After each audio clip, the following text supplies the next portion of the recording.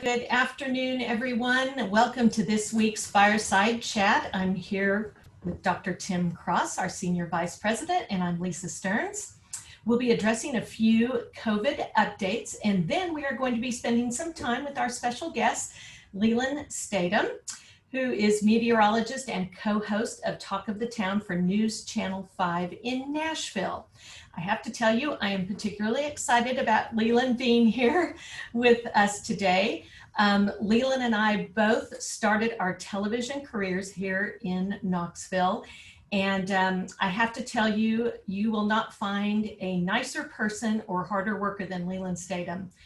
It was just such a pleasure to work with him and see his career blossom. It's been wonderful. And we're just really excited to hear from him in a few minutes. So first, remember everyone to keep your audio muted. Use the chat function if you'd like to ask a question of either Lealan or Dr. Cross. You can put those in the public chat, or you can actually send them to me privately, and we will get those answered. There is a recording of this session today, and it will be posted on the coronavirus website starting early next week. So do look for that.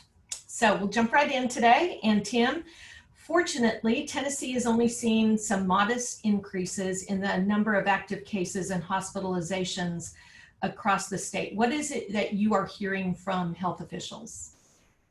Thanks a lot, Lisa, and good afternoon. Welcome back, everyone. So good to see everyone here with us today. So, I think you're all seeing and hearing the news, much like I am. And as I watch and observe the reports, clearly in Tennessee, we're still seeing modest increases, and some of those increases seem to be somewhat concentrated, perhaps in tourist areas in some cases. But statewide, we continue at a fairly stable number of total active cases. There are certainly increases and decreases from county to county, community to community.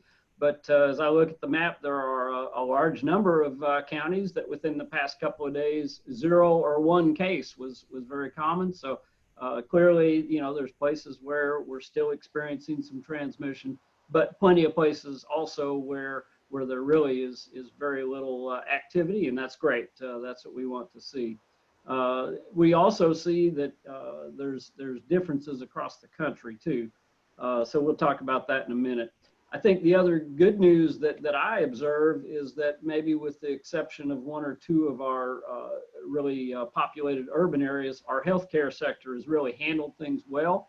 We have not had any capacity issues at this point with regard to hospital beds, with regard to capacity for health care for those who need it.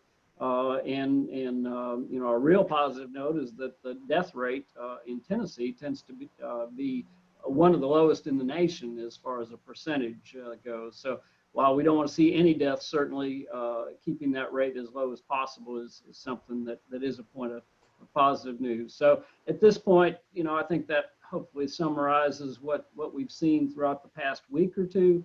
It certainly doesn't mean that all is well, nor does it mean that we're in a crisis. I think we still need to manage using the physical distancing, the hygiene practices, face masks, and so forth that we've been talking about so much the last several weeks.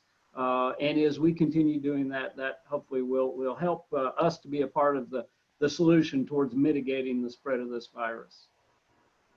And as you said, it does seem things are very different across the country. So you have about half of the states in the country that are decreasing in active cases, and then you have the other half that are increasing. So does this change our guidelines for us here in Tennessee, and particularly for the Institute? Yeah, and this is, again, it seems like such a dynamic, shifting environment we're in. If you look at a map these days, the states that are getting better and really experiencing rapid decreases in the number of cases are now some of the very same states that had the worst number of cases early on. And then conversely, if you look at, particularly in the South, some of the states that early on had very low number of cases are now seeing some pretty significant increases. So it's almost like the country has flip-flopped a little bit, with the northern part of the country early on experiencing the pandemic at a very high level, and now we're seeing that shift to the south. Whether that's due to, again, tourism and the fact that summertime entices a lot of folks to visit states like South Carolina and Florida and even Texas. You know, I'm not an epidemiologist, as you all know, but it does seem like things are changing.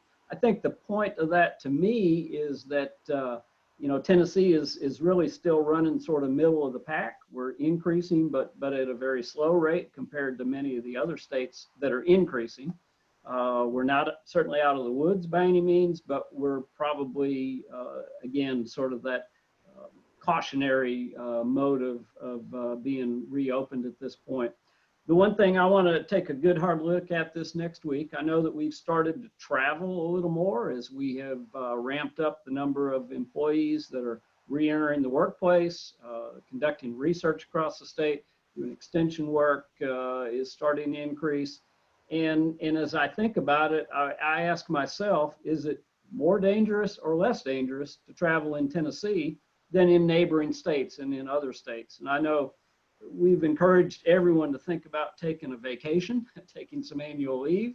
And when you think about that, oftentimes you'll think about visiting family out of state, visiting, you know, attractive places out of state that might have lakes or beaches or other features.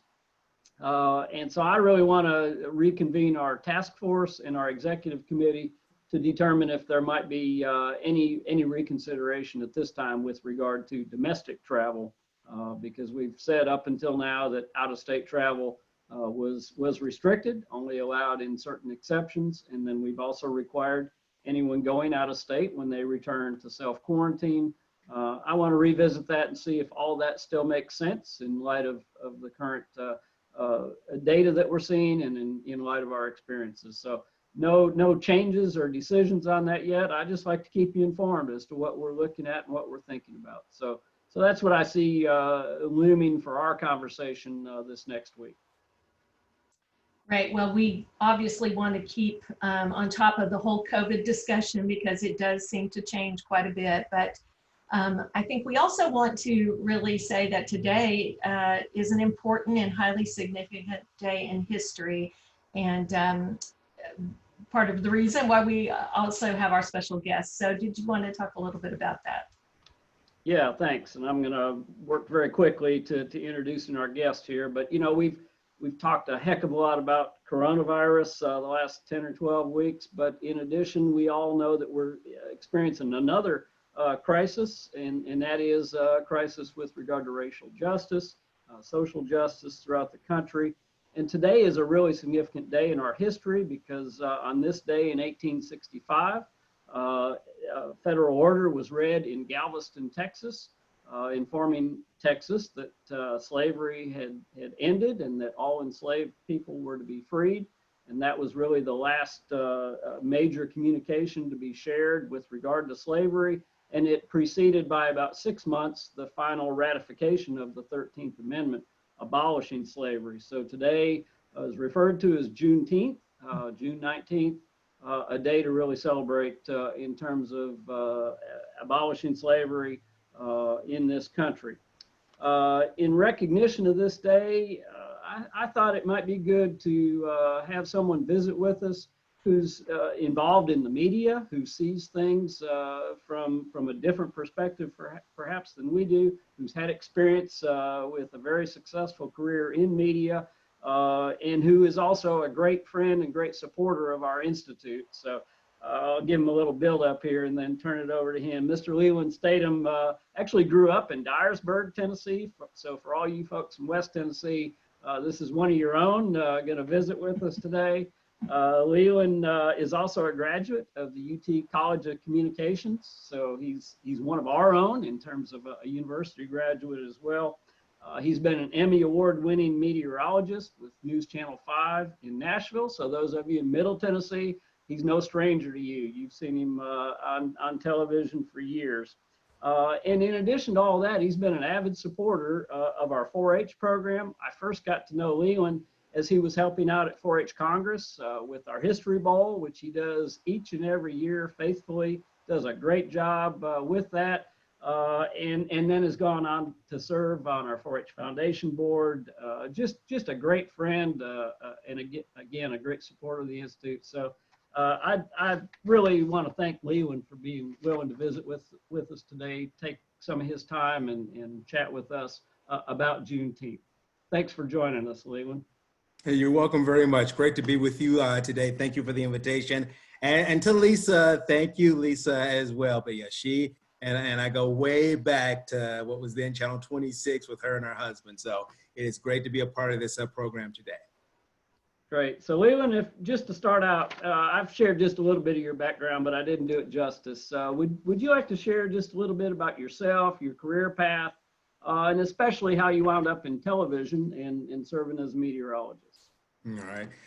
From the very beginning, as it was noted, I grew up in West Tennessee, and my involvement with the 4-H program actually goes back to 4th grade when I was a part of the 4-H program and the 4-H club at my school.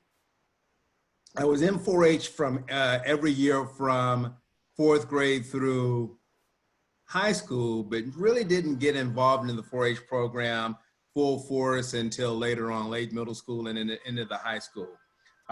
From there in high school, I was part of the state 4-H council, and I don't know if they still have the minority representatives, but that's actually how I got on the state 4-H council as a part of the minority representative at large position, and so was involved on the state program there.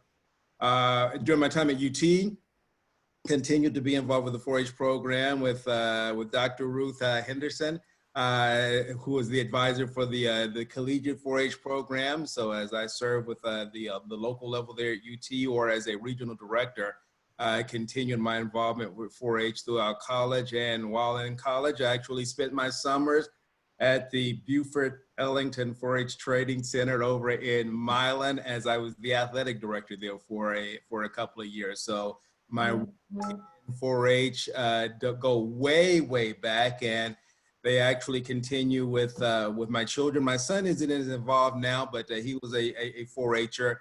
My daughter is actually now an extension agent through Cornell. She was at UT and a UT grad, and was there with Mr. Crowe and a host of the others for the collegiate program at UTK, but she is now working in Troy, New York, as a kind of a 50-50 split, half ag and half 4-H up in the Troy area.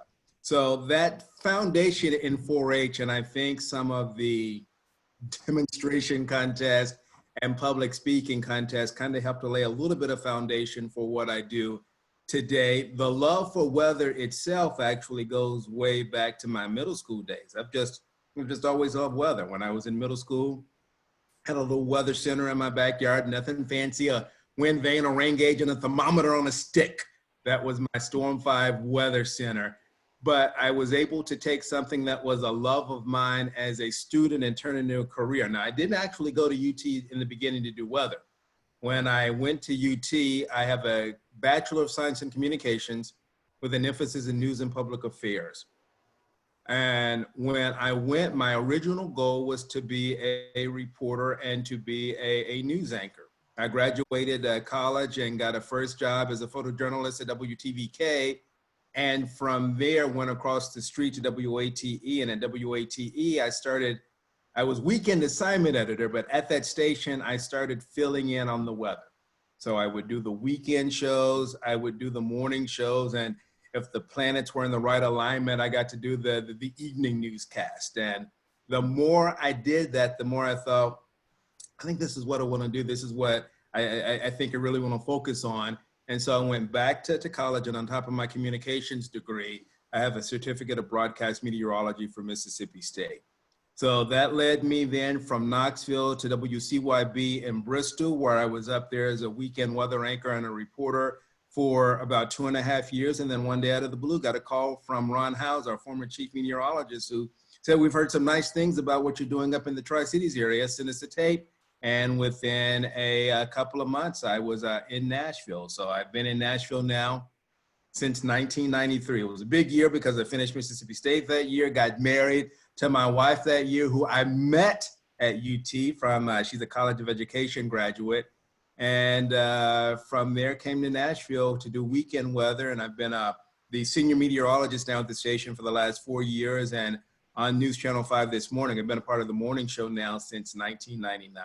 So there's been a nice path through my career from one side of the state to the other. And I've lived in all three grand divisions of the state and twice in East Tennessee from Knoxville toward the Tri-City. So I have been very blessed in my career and blessed in my time here in Nashville. Well, great. Good to hear that background, the degree to which you were involved in 4-H and how, you know, that even helped contribute to your success. That's excellent. Your time across all parts of the state, I think, gives you a great perspective on our state, and certainly your time in the state's capital has given you an appreciation for what happens there.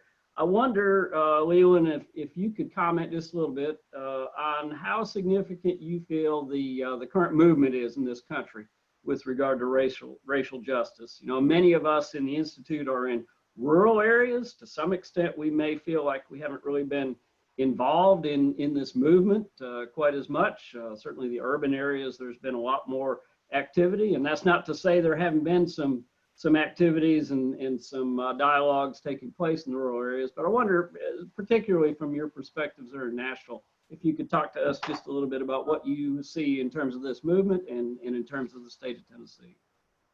You know, for the movement itself, I think the interesting thing is on how long this has gone on since the incident in Minnesota. I don't think that there has been a night somewhere in the country where there has not been some type of protest or some type of rally. And I know that they've happened all across the state. Now, they may not have hit all 95 counties, but I know that they've all across the state. We were in East Tennessee this past weekend at the in-laws and saw some of the stories concerning a few of the things that were going on in Knoxville.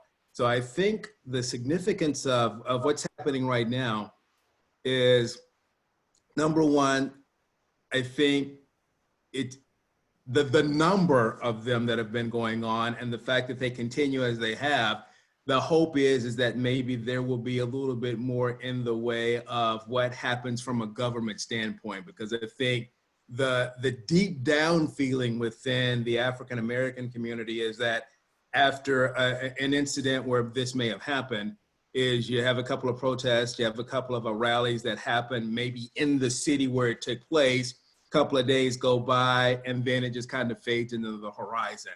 And so this time out, I think that the hope is that there will be more change, not just on a local level, but things that will happen locally, nationally, and on a state level. So I think what's happening right now is extremely important. I also believe that I think it's raised a heightened awareness of Juneteenth. Now, despite what may have been said in the news, it's a celebration that's not new. It's been one that has been going on since 1867. This is actually the 155th observance of Juneteenth. And so it marks when 2.5 years after the fact that Lincoln signed the proclamation, it marks the fact that it was the last set of slaves in Galveston who then heard the proclamation from a Union soldier that you were indeed freed. So it was either the year after that or 2 years after that Juneteenth celebrations began in this country, and have actually really started to become more widespread over the last 10 to 20 years. So I think what's happening right now in association with Juneteenth hopefully will make even more people aware of what's happening, and also maybe make more people aware that there are some things that need to change. There are a lot of things that, if you go back to the Rodney King incident, which was, I believe, 92-ish, some of the things that were brought about then are still taking place today. And so I think there is a big hope that this will mean more profound change. I think for a lot of folks, it's also great to see the rainbow of people who are a part of this. Now, you go back and you look at the civil rights marches, you always saw some whites or some people of other races who are a part of this. but you definitely see much more of a rainbow color of folks who are at these marches. And I think that has been fantastic to see. Yeah, great. Couldn't agree more. And it does feel like perhaps somewhat of a turning point, somewhat of an inflection point for the better. And I certainly hope, that momentum continues. You're familiar with 4-H. You've been a participant. You've been a volunteer. You're leading our foundation as a board member there. You had a child graduate from the university. Any thoughts that you could share as to what we can do as an Institute of Agriculture, through our youth programs, through our collegiate programs? How can we be a part of sustaining and really supporting this movement of contributing to racial justice in this country and particularly in this state? I think just number one, make sure that from the ground level that what rules are in place are great for everybody, fostering something that's open for that everybody feels that they can be a part of, not just what you may think at the top, but what everybody feels they believe that they can be a part of, but also making sure that there is open dialogue. I do think some of the students, high school students today, are more open to change than what we saw in my time in 4-H, but still there are those pockets out there because of just how they happened to grow up. There's still those folks out there who are just kind of tunnel vision. And so I think anything that you can do to foster conversation, and I think that's one of the best methods right there, is being able to make sure that you foster that openness. And should there be an event or an incident that happens anywhere within the 4-H program on the local or state level, anywhere in the state, that someone who feels that they are a victim of it, then they feel that they can go to someone. And that's key, because sometimes they feel, well, no one's going to say anything, no one's going to listen to me, and so I'm just going to keep my mouth shut. They need to feel deep down that if they go to someone and say, this happened to me, or this happened, then that they believe that they will listen to what's up and then do what needs to be done to make sure that it doesn't happen again. Yeah, great, excellent suggestions, and certainly things that we can readily embrace and that, really we need to stand for. We've always been committed as a land-grant university to serving all, and we need to make sure that we really and truly are doing that. So excellent thoughts there, Lelan. Lisa, I think it'd be a good opportunity then to turn it open if some folks have some questions for Lelan about Juneteenth, about the weather this weekend, or maybe about COVID-19. We'll put Mr. Statom right on the spot here this afternoon. I'd like to ask Lelan a question, and that is, one thing that we notice is that we don't have as great a participation from African Americans in 4-H. And so I'm curious how you got interested in 4-H and maybe just your thoughts on how we might, better serve that community. And and as you all know, that's not a new issue. It's been one that's been there since my time prior to me being in it. And it is harder in some of the rural areas to deal with this.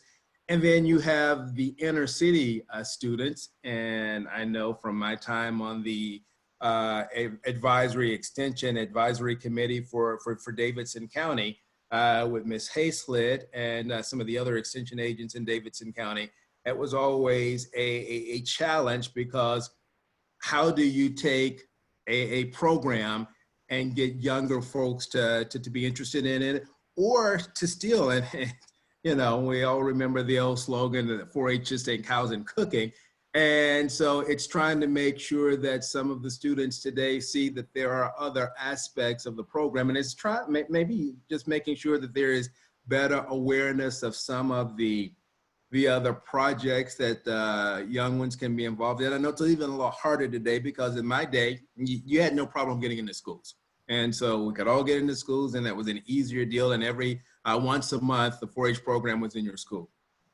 It's harder now. But maybe I know one of the things that was done here was to try to at least go into a couple of schools where they focused on the public speaking aspect of it. They focused on demonstration. They tried to come up with some other things that might work in an urban area. For those of you in some of the rural areas, if you go to, let's say, West Tennessee, it's a little easier because there's a little higher population of African Americans versus East Tennessee, where there are probably still a couple of counties over there where it's less than 2 or 3%. If you get into some of those other counties in West Tennessee, again, just being able to show them that there are other aspects of the program and making sure too that there are some opportunities for leadership growth. Or as students get to high school or get to that junior year or senior year, maybe there are opportunities for them to have some volunteer hours somewhere, no matter the background of the project, where maybe they're able to get some volunteer hours through 4-H for Tennessee Promise, which is a requirement for students each year. Great ideas. Excellent ideas. One thing, and I know Charles Denny wanted to make sure that we acknowledge the fact, Lelan, that 21 years ago, you were able to get our stories that run about the Institute on Channel 5, which is, you know, just been a wonderful help to us to get the word out about what it is the Institute of Agriculture really does, and a lot of those stories about 4-H. And I think that helps a lot. Well, you're welcome. I think it's a great avenue to be able to get information out. And Chuck does a great job of highlighting many different aspects of 4-H. So it could appeal to anybody, whether they were in an urban area or a rural area. There are a lot of great stories concerning 4-H that he's able to put together. So to Chuck and to Doug, I say thank you. There's another connection back in my days in TV with Lisa, because as I left Channel 26 and went to 6, Charles was a reporter over at Channel 10, and Doug and I were weekend assignment editors against each other on weekends, with me at 6 and he at Channel 10. And sometimes he and I would even chat with each other over the two-way back then. So things have become a long way since then, but it's great to be connected with Chuck and Charles and with Doug once again. Awesome. Okay, Justin is saying Lelan worked all week at News Channel 5 and still drove back and forth to Columbia to be an adult leader at 4-H camp for Davidson County. We have always appreciated his commitment to the 4-H program. That's from Justin, correct?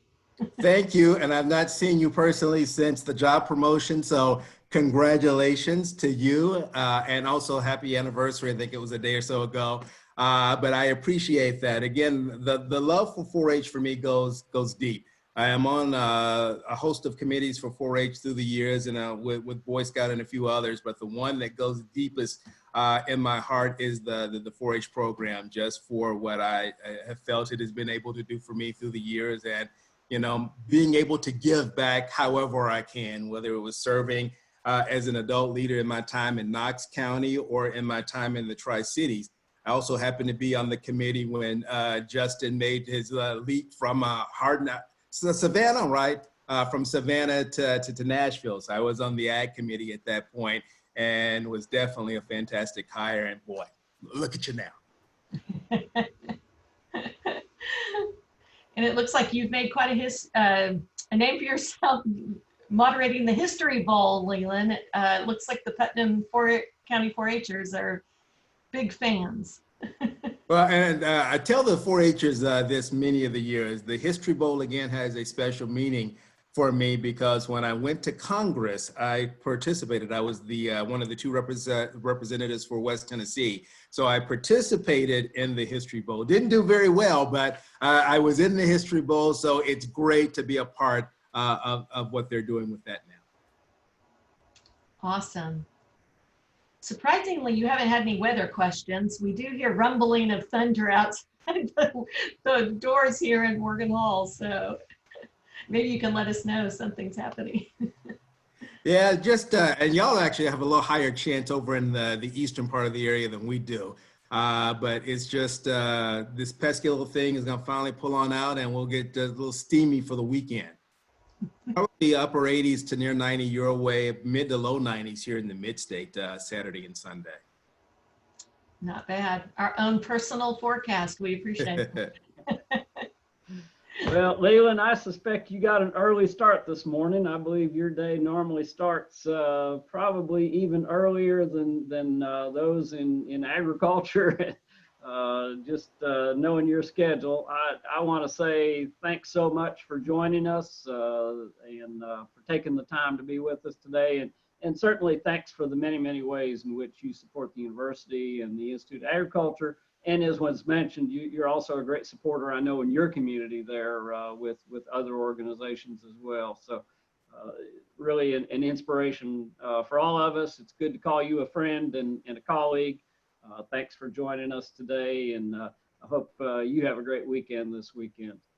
All right, I appreciate that. Yeah, my day normally starts at 2 o'clock in the morning since we have a newscast that starts at 4 a.m. Actually, starting next week, I'll get to sleep a little later and only start at 5 a.m. as we're now doing team weather in the morning. At that hour of the day, every second, every minute counts. But I appreciate being a part of this. Thank you for the invitation. And also, if you will, Lisa, tell Norman hi, and Dr. Crowe, please tell Justin hello.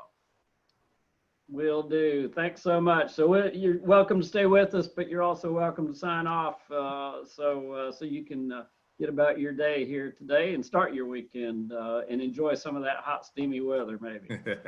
Well, I will sign off. So I thank all of you all for doing this and taking the time to observe Juneteenth and at least talk a little bit about the history of it.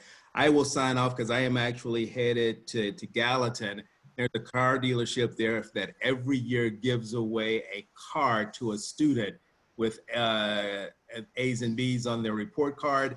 This year, in the age of COVID, and they can't get them all together, we're going to do a Facebook Live setup. So 5 students today will win a $1,000 scholarship. One is going to win a $5,000 scholarship. So I am on my way up there to be a part of that Facebook Live this afternoon. But thank you very much. And again, Dr. Crowe and everybody else, great to see all of you all and all of your faces in Zoom. Boy, I wish I'd bought Zoom stock a couple of months ago. Thanks, Leland, and I hope the car giveaway goes well. I know you'll do a great job as always. Thank you. Thanks, Leland. Thank you.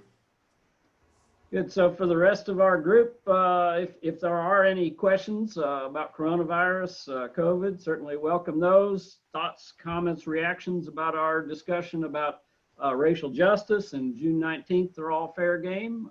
So make sure, since we have a few minutes, that we make good use of our time together, but we don't need to draw this out either. Any questions that have been posed, Lisa? Just one, and it's related to coronavirus, and that is there are a number of extension agents that are becoming worried about the school schedule, having different schedules for different kids, only going part of the week. With us getting closer to August, what will that flexibility look like for agents with students as they are re-entering the workplace? Yeah, so in particular, I think the question is those that have students that are on maybe a different schedule, that creates a challenge at work and in the office environment. You know, I think starting from where we first sort of landed on this was that we would be flexible, we would recognize that these were challenging times, and we would, you know, do our very best to work with individuals when they're in the situation of having to care for children, care for parents, and so forth. So that attitude and that approach hasn't changed. In really thinking about specifics about that, I'm going to be hard pressed to say any more than, you know, let us know what the challenges are, let us know what the constraints are, maybe your proposed approach or solution when those situations arise, and we're just going to have to take them as they come. I see that Dr. Senseman is on with us today, and I think Mr. Crowe is as well, since he asked a question. So let me just pause for a moment and see if either of them want to respond in terms of the relationship of school programs to our 4-H program, but then also, Scott, just to the overall extension approach and the fact that some of our agents and their children may be on a schedule that's different than what it has been in the past. So let me see if Justin has anything to start with. Thank you, Dr. Crowe. I was putting some notes in the comments, but essentially we have a think tank of about 15 4-H agents, some regional and state staff. They actually met today for their first meeting to really look proactively at what the fall will look like. We realize there are 95 different scenarios across the state, but we are working proactively to think through some ideas and solutions on how we can re-enter schools this fall, perhaps virtually, perhaps through a non-contact sort of format. So each of your regions have at least 5 representatives on that. If you have ideas or suggestions, Dr. Jennifer Richards is chairing that committee, and all of their recommendations are due back to me by July 31st. And then at that point, we'll share those statewide. And we're hoping to have 4 or 5 various types of plans that, depending on what phase your county is in, where you are with your school system, one of these plans should work for you so that we can still maintain that relationship with our school systems and maintain that steadfastness in our 4-H program. Great, thanks, Mr. Crowe. Dr. Senseman, anything you want to add to that discussion? Just a few things, Tim. Yeah, I'd just reiterate what you said. I think flexibility is still obviously the point that we want to make through this. Certainly, we know we have individuals in the workforce that have children, not necessarily childcare abilities there. So that's one of the things I think we're working through. 4 months ago, we would, of course, not have had any idea that we could do some of the things that we know that we can now do. And the productivity and the creativity that everybody has shown so far has been fantastic. So I think going forward, we'll do our best, of course, to be as flexible as we can, and realizing that, of course, there are things that we know we need to get done, but it's sure very apparent that there's been really good ways to have those things happen. So we'll be as flexible as we possibly can be. Great, thanks, Scott. One question is about anticipating, when can we anticipate having updates about meeting sizes and resuming face-to-face group meetings? So I think that probably needs to be on our radar screen for revisiting as well. There are recommendations at the state level. Well, there's CDC recommendations and guidance, there's state level guidance, there's university guidance, probably none of those exactly in perfect alignment. We need to think through just where we need to be as we move forward. We had addressed it in our phased reentry plan, but I think it probably warrants reconsideration with regard to where we're at now, what phase comes next, and whether we need to reevaluate the whole public gatherings, if you will. I think we're certainly seeing more and more gatherings of individuals, and perhaps to some extent that's why we're also seeing continued transmission of coronavirus, but we're not seeing again huge spikes as a result. So I think we need to remain cautious. We need to remain careful. We need to think about, as we do any kind of meetings or gatherings, make sure we're in alignment with the guidance that's most pertinent to those situations. But I also think we have to start, really re-engaging, if you will.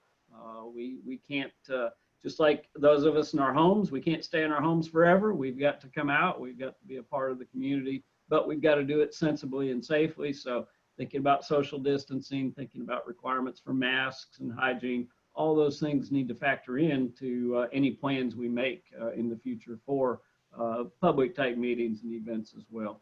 So for right now, we'll stick with the requirements or the restrictions that we have, but we do need to make sure those remain relevant in light of the guidance provided by CDC and the state and the university. Speaking of making plans for meetings, apparently National 4-H Conference is scheduled for October, and there is an early bird registration that's already started in July. Flying is the best way to travel, but the rules obviously in place right now are against that. So any recommendations if that conference does indeed happen? Well, for any conference, any national travel opportunities after July 31, at this time there are no restrictions in terms of actually participating. We've certainly indicated a preference whenever possible to travel by private auto and to be able to control your environment and the the passengers that you are or are not exposed to, but we're also seeing, of course, more passengers on airlines. So I think that will continue to ramp up as well. Really, I think at this point, it is logical that more travel is going to occur in the future and be possible. But I think we just need, again, to approach it sensibly and think about, if it were me and I were planning to travel out of state, I would also just go ahead and plan when I return to work remotely 2 weeks. Because chances are you'll find out either during or after whatever meeting it is that someone tested positive and that you may or may not have been in close proximity to such individuals. We need to be careful as we come back from those kinds of situations. So I think, make plans as appropriate. Right now, we've described out-of-state travel as only occurring when it's essential.